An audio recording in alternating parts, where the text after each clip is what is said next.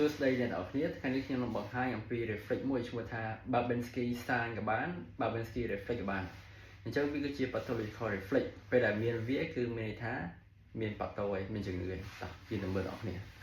ដើម្បីគោះ Babinski reflex បានត្រឹមត្រូវទី1ខ្ញុំឲ្យអ្នកជំងឺគាត់គេងផ្ងាយទី2យើងត្រូវដឹងពីរបៀបគោះមិនឲ្យបានត្រឹមត្រូវអញ្ចឹងដំបូងយើងហៅកែងជើងនេះកែងជើងណាអញ្ចឹងយើងគោះពីកែងជើង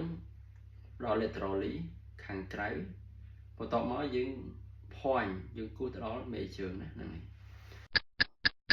អញ្ចឹងគេអត់ឲ្យគូសខ្លាំងពេកទេកាលណាយើងស្កត់ខ្លាំងពេក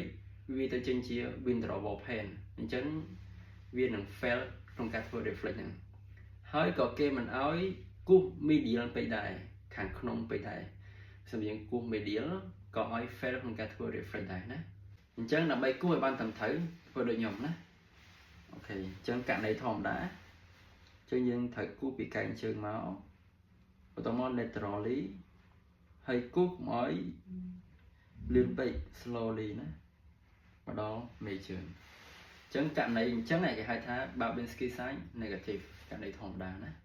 ចំពោះពេលដែលគាត់មានជំងឺពេលដែលយើងធ្វើ Babinski sign ទៅវាចេញចេះវិញណាអញ្ចឹងយើងគូសមក laterally ទៅមកដល់មេជើង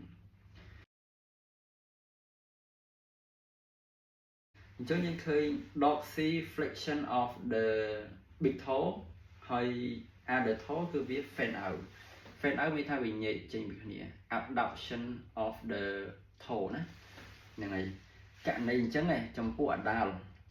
គឺមានថា Babinski sign positive មានថាមានប៉ាតូហើយមានជំងឺហើយ